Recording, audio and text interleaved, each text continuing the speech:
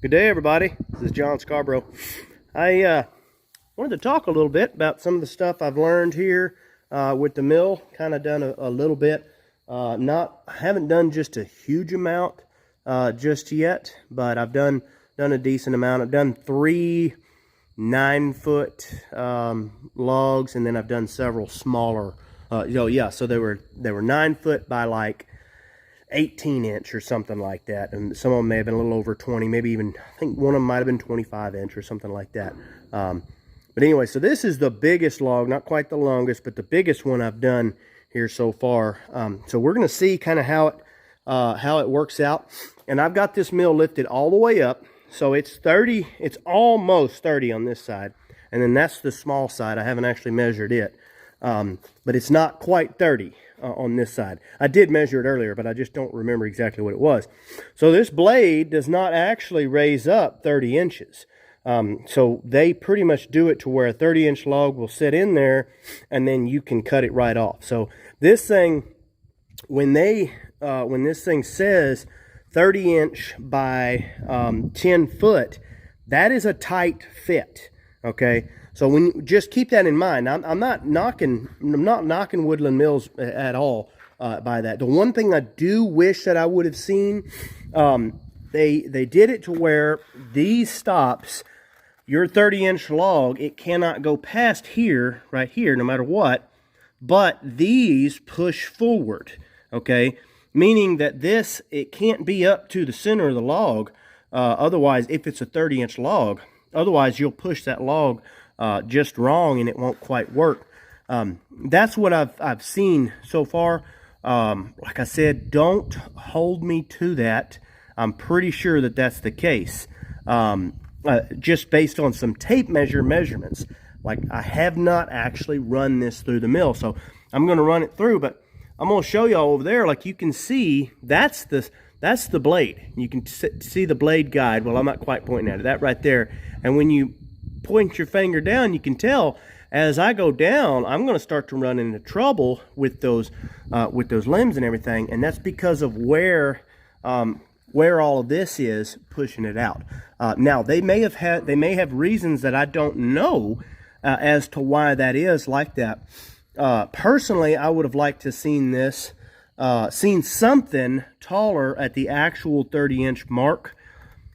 Like I said, I don't know a whole lot yet. I don't know enough to put any criticism on there, and I'm not really criticizing. If there was any criticism at all, that would be it, I think. But like I said, overall, I'm loving the mill.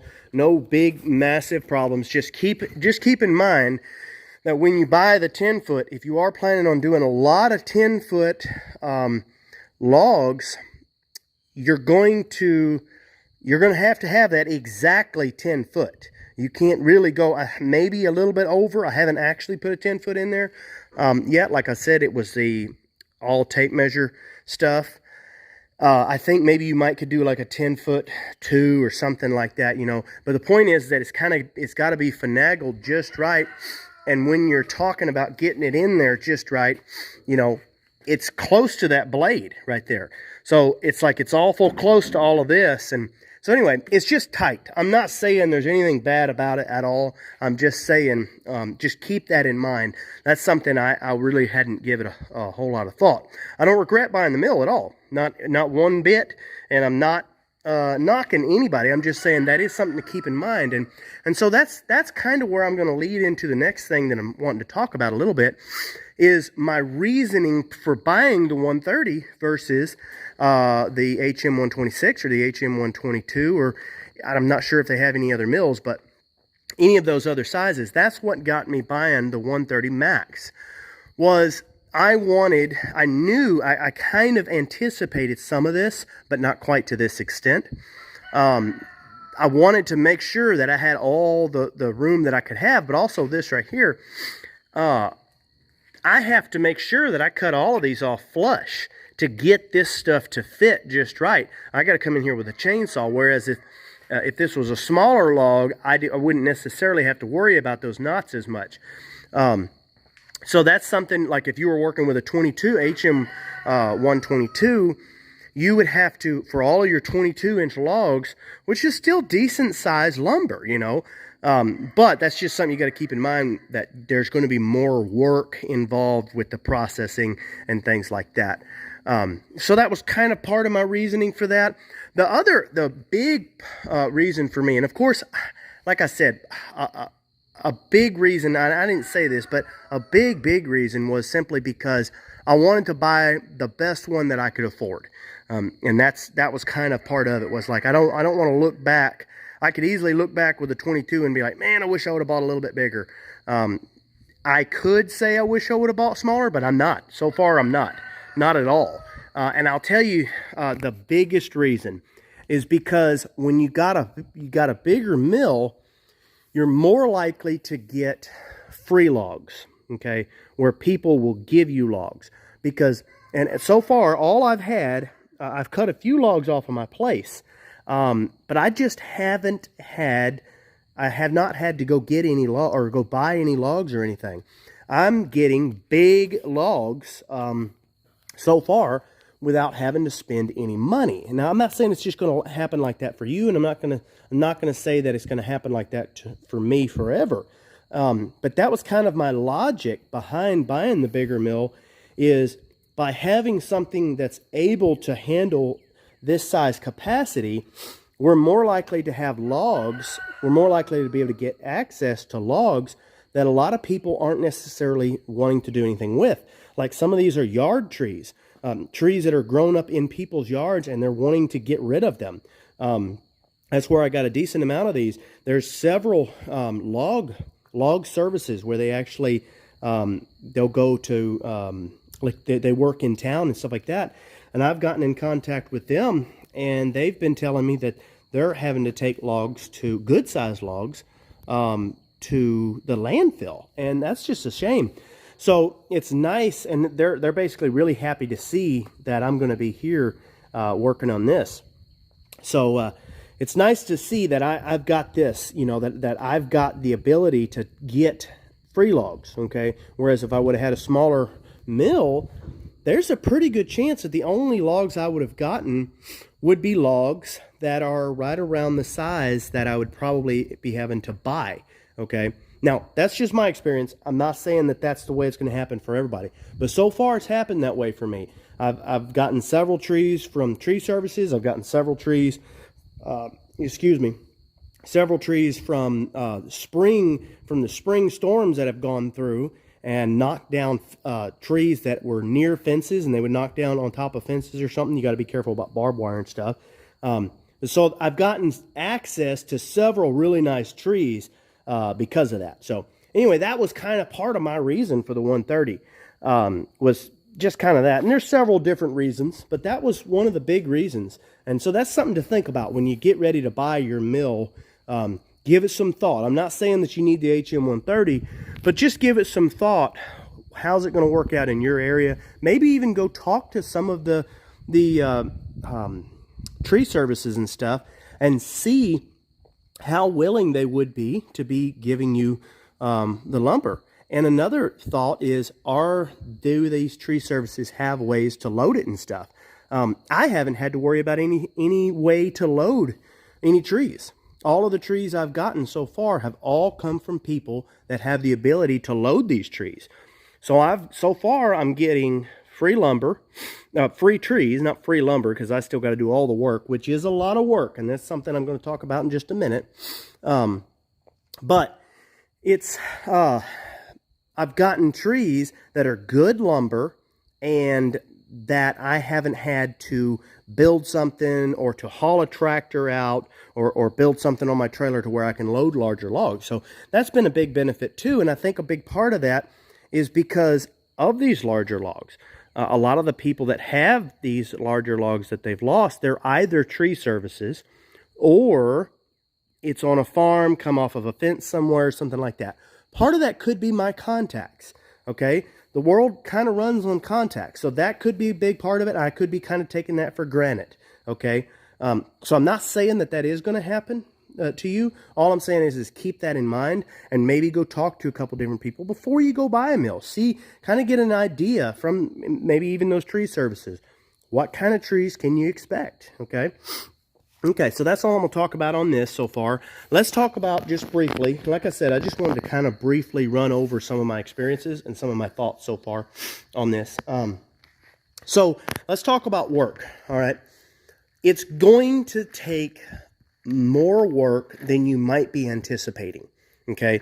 This right here is something I built as kind of a, and this may be a little bit too elaborate. I'm still learning what I need, but it's something that I built that I can get my tractor forks under, and I can pick this up by itself independently and lay it wherever I want. So like I laid it over here. Now I'm going to process this log, and that way I don't have to walk very far to get it all laid on here.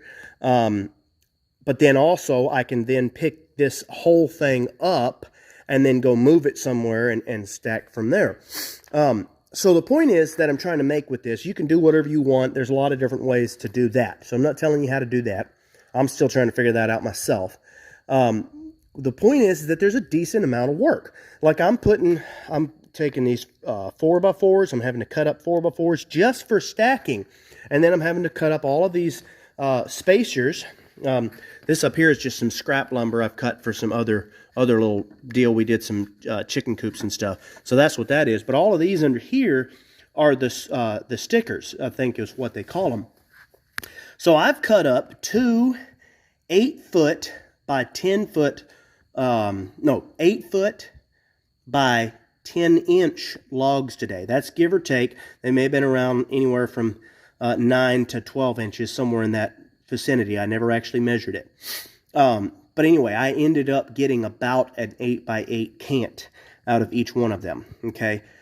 So I cut up two of those logs, and to get these stickers, all the stickers that's under this first layer, and to get all of these 4x4s, okay?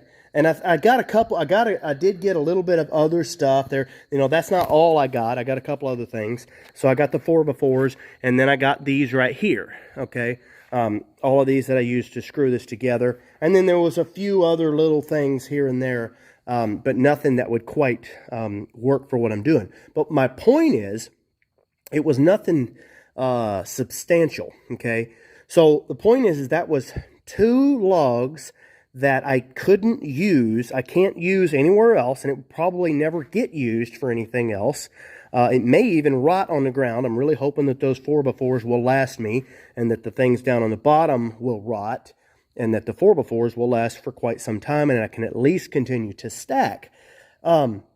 But the point is that that's all that's good for. That's all I'm doing. Now, I did find my knottier trees, the trees that had the knots. You do have to make sure, if you're using knottier wood for your...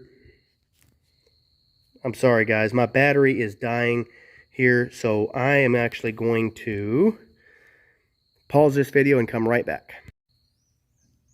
All right, guys, we're back. Sorry about that. My battery was about to die on me. Anyway, as you can see, I got a couple of slabs taken off. Got the top taken off, and then I took a couple of 5/8 slabs, and then one 1.5-inch slab. We'll turn that into 2x4s.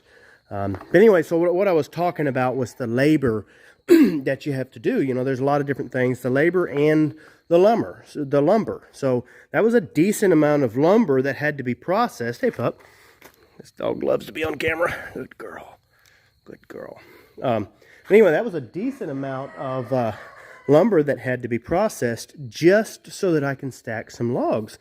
And the reality is I'll probably only get about 220. I'd probably get 3 25-inch logs stacked on that before I had to cut some more 4x4s. Now, I could take 4x4s, stack them up, and then I think I could go up even higher. But that's just kind of something to keep in mind that's the labor that has to go into just that alone, plus the lumber you have to use. Now, like I said, I use some of the not so good lumber for that. I think one thing you could do is use some of your smaller trees. I'm fixing to get my hands on some fairly small trees, and we're going to see if that's even worth handling. Some of them are going to be 4 and 6 inch trees, and we're just going to see if it's worth handling. And I really think what I'll do with those is I'll turn them mostly into stickers. But anyway, so we're going to see how that works. But then there's the labor of handling the logs themselves, all of the stuff that you're doing. So you got to cut each one of those, knock them down. You know, the ones that I'm having to, the way I'm doing it, there's different people that do it different ways, excuse me. But so I'm having to drop them down here, take each one off, and that's kind of a heavy slab once you get that big of a log, you know. So you're taking each one off as you're going there, and you're dropping all the way down. Of course, I'll flop that over. I'm about to the point where I'm going to turn it into a cant. You know, go ahead and turn it over and get going on that side. But I wanted to knock it down some before I did with a log that big. But anyway, so then there's all that, and then you've got to get that loaded back up, flipped over. And people do it different ways, but no matter how you do it, there's different amounts of labor that's involved in it. But then also, there's all of this sawdust, a ridiculous amount of sawdust. And I've already gotten rid of some, a big old pile of sawdust, had to get rid of. And some of it got rained on and got stuck around here. So I'm trying out a tarp idea, throwing a tarp down. I've seen a guy, he had a bucket hanging from there. I would try that. I'm going to try this tarp for now, see how it works. My hope is that I can collect the majority of it and then pick up the tarp, and we'll take it over and put it in our garden somewhere or something like that. Maybe put it in the compost pile. But then you've got all this scrap that you've got to deal with. And you can, if you've got a fireplace or something, you can save it back for firewood. But a lot of it for me is pine, and then it's thinner layers of pine. So if I wasn't burning, if it wasn't wintertime right now, which it's not, then even if I had a fireplace, then this right here is probably going to be decomposed pretty badly by the time I do get a fire. I mean, by the time winter came around. So a lot of this stuff is still just having to go and be thrown out, and be thrown either into a composting pile or into a burn pile or something, you know. All your oak stuff, of course, you can save that back for sure. And if it's wintertime, then you can definitely save this back. But the point is that is labor, and if you don't have a fireplace or a place to go with this, then that's just labor. That's that much more labor.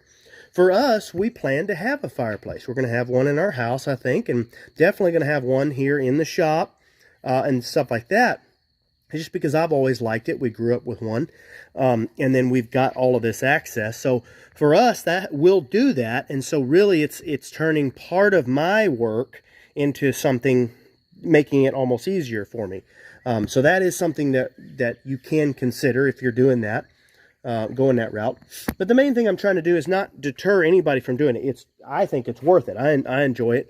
But I think it's something that somebody should go into it being aware of, you know, the amount of work that you're going to put into it. You're not just going to instantly turn it into, you're not just going to have free lumber, okay?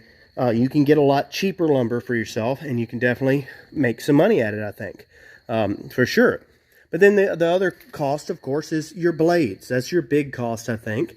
The fuel's not bad and all like that, but your blades are going to start to kind of add up, which is why we made the decision to get blade sharpeners. I've gone through 3 blades now. I just put that 4th one on for this log. So we're going to get that blade sharpener going here pretty soon. We'll probably make a video of that. But that's something to consider, is that was an extra, I think it was an extra $900 to get for me, the setter and the sharpener together, which they gave a little discount when you bought them together. But it was, I had to buy that. So now, that'd take a little bit, not too long, but it'd take a little bit to even justify that. But regardless of the fact, whether you're buying the sharpener and sharpening them yourself, that is a little bit more labor in itself. There's a little bit more time that you got to do there. But regardless of whether you're doing that or you're buying the blades, it's still money that you're having to put out. So anyway, I just kind of wanted to touch on that just a little bit. Let anybody who is thinking about it, let them just think about the honesty side of it. Like, don't, you know, I'm not discouraging anybody in any way. I'm absolutely loving this. I'm enjoying it. You might not, you know. I really like to work. I like to work with my hands. I like working hard. And it helps that I've got that. If I didn't have that, I probably would only be working with smaller logs. You know what I mean? Now, you can work with the bigger stuff. There's all sorts of different stuff out there for working with the bigger logs, but I've been fortunate to have that so far, and it's really nice. I want to get a setup where I don't have to have that all the time, but it's nice, that's for sure. So that's just things to consider when you're thinking about getting into it. Don't want to discourage anybody in any way about any of it. I think it's great. I'm absolutely loving it. I just like to kind of throw some honesty out there and make sure everybody's fully aware of that. So I'm going to show one more little thing that I ran into before. Well, there was actually two things I ran into when I was working on this full-size log here. One thing is that the limb, once I was cutting through, I was raised up as far as I could, and this right here had bumped the limb. I thought it was out of the way, but it had bumped it. So not at all saying anything bad, like I said, but I do wish that they would have made a little bit more clearance for that. Maybe made this blade to actually go up closer to an actual 30 inches. But, you know, or the blade doesn't have to, but just make enough clearance to be able to handle that.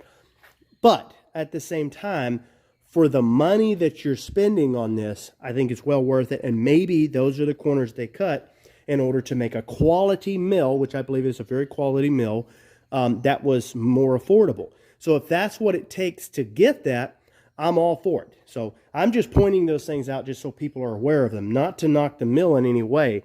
But if Woodland Mills could improve on that, that would be great. At the same time, if it's a trade-off to where you have to get them to make the mill more expensive, I prefer to just have the more affordable cost. Definitely think it's awesome for sure.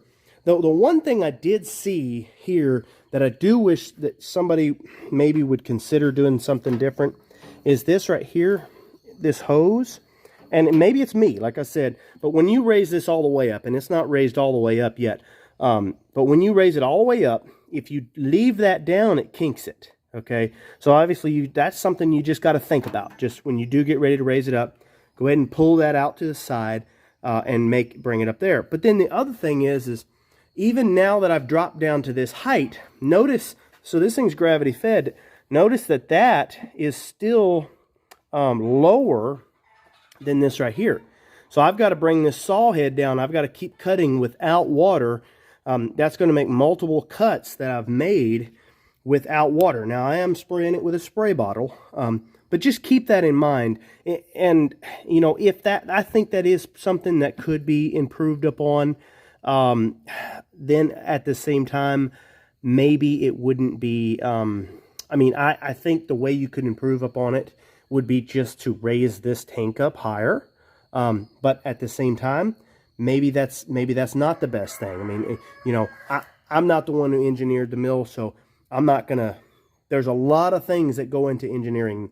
I know that for sure. Like when I built this gantry crane right here, I mean, when you really think about, especially everything that I that I built it for, the adjustability, the shop that I built it for, the wheels, when you do something that intricate, there's a lot of thought and a lot of things that you got to consider. So the point is that I'm not the engineer that worked on this, and I'm not an engineer. I'm just saying that I'm not the guy that worked on the whole designing of this.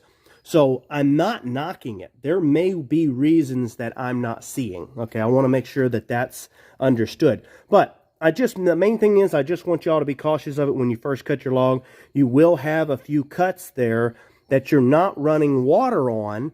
And there are enough cuts, I think, especially if you're working on a bigger log of that size, you're going to start heating that blade up. That's several cuts there that I'm going through that I'm definitely going to be heating the blade up. So I just grabbed a little squirt bottle here. And it was a little bit harder, but it wasn't too bad. And I just kind of gave it a squirt. It wasn't as much water, but I just kind of laid my wrist on there, right there. And like I said, this may be dangerous. So y'all, full disclosure, I'm not telling anybody what to do. You do what you feel comfortable with. Don't do anything just because I said do it, period. But anyway, back to this. I just stuck my arm in there and I just kind of, you know, gave it a couple squirts as I was going. you know, I don't think you can see that real well. And I just kind of gave it a couple squirts, and it's a little bit cumbersome, but it wasn't bad. But anyway, so I'm going to go ahead and end that video, guys. I just kind of wanted to give y'all a few touches, couple things that I've learned so far, and a couple things that I'm learning with working a good sized log. I'll say one more thing before I'm done. I do have a close to 30-inch log. Let me see if I can view in there. Close to 30-inch log laying right over there. It's close to 30 inches by close to 10 foot. Okay, so that's definitely, now I think it is just a touch smaller in diameter than this one. Let me view back out here. It's a touch smaller than this one in diameter, but not much smaller. It's very comparable, but then it's also going to be the full length. So I'm going to try to get me a video of that and let y'all kind of see a full-size log when you buy this mill just as it is, with no extensions or anything like that. And kind of just see, let y'all just watch with me and see just what it takes. I'd like to have my wife here videoing it. Whether or not that will happen, I'm not sure. She's on vacation right now. But anyway, so I do hope to at least show y'all kind of some of the issues that I'm having. Just things that y'all can look out for and kind of avoid for yourselves. But anyway, guys, don't forget to like and subscribe as always. Thank y'all so much for getting this far in the video.